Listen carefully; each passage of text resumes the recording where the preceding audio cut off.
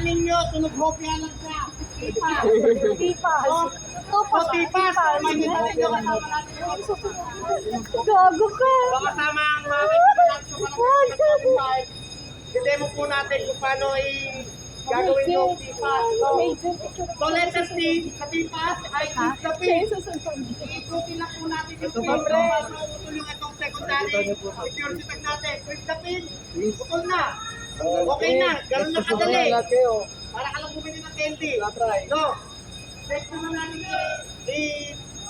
proceed naman tayo sa letter P. Lapas naman tayo, no? So, P, para sa pull the pin. Pag nag-pull the pin, maganda free hand lang. Ganito lang muna. Hindi natin hawak ito. Kasi kung hawak natin, di agad natin ito patatanggal. Yung pin. Free hand lang. Ganito. Kaya nakalamag. Ganun na kadali ulit. Para ka lang bumili ulit ng candy. No. Pag nakuha